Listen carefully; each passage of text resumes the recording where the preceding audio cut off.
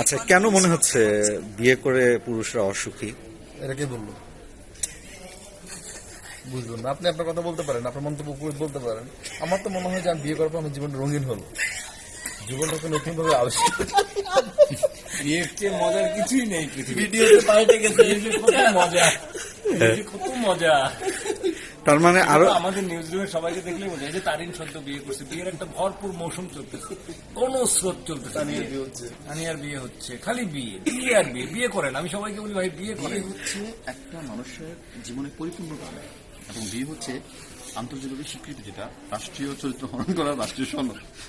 আপনার এই সনদ যখন হাত থাকবে, আপনি কক্সবাজার যেতে পারবেন। তাহলে তাহলে আপনি একাধিক বিয়ে করতে চান, মানে আপনি এতটাই এটাতে মানে অনুপ্রাণিত হয়েছেন বা এটার সুফল পাচ্ছেন? সুফল পাওয়া এক জিনিস, তার মানে কি আমি এখানে কি বাম্পার ফলন করবো না? আমি তো হাইব্রিড না, অর্গানিক। একটা বিয়ে করে আপনি হ্যাপি কিনা সেটা জানতে চাই। অবশ্যই আমি হ্যাপি, এবং একটা বিয়েতে যে পরিমাণ মানে রোমান্স, যে পরিমাণ ভালোবাসা, যে পরিমাণ আতিথেয়তা শ্বশুর বাড়ি, সেটা আপনার এক্সপ্রেশন লাগে সুখ বেশি না সেটা অবশ্যই বিবাহিত লাইফ। বিবাহিত লাইফের মতো সুখ পৃথিবীতে কোনো মানে পুরো সেন্টেন্স শেষ করতে পারতেছে না। মুখটা লুকাইতেছেন কেন? এই কথা বলে মানে এই হাসিটা কি কষ্টের বহিঃপ্রকাশ? উল্লাস ভালো ছিল না। মানে মানে বলতে না পারে, ওই যে ওদিকে আরেকজন অদ্ভুত দৃষ্টিতে তাকায় আছে। যে আসলে ভেতরের কথাটা, ভেতরের কথাটা যদি বলতে পারতাম। আমি চিন্তা করছি অবলীলায় এভাবে মিথ্যা বলা যায়, সেই একমাত্র যদি কেউ হচ্ছে শাকিলকে দেখে শিখে। তাহলে সত্যটা কি? সত্যটা কি?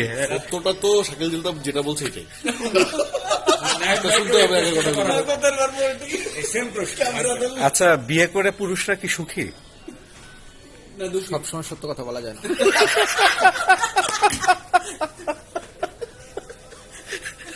এরপর আর কিছু বলার ক্যামেরা ধরলে পুরুষদের কত অসহায়। আমরা পুরুষ জাতি বিয়ে করে খুব ধন্য, আনন্দিত, উল্লাসিত। তাই আল্লাহ তাআলার পক্ষ থেকে 4টা বিয়ে হয়েছে।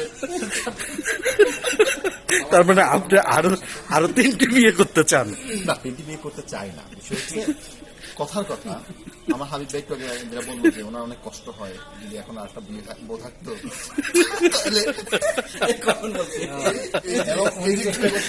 আরো ইয়াং হয়, ক্রিটিক্যাল ওনার সময় কয়েক মাস ধরে।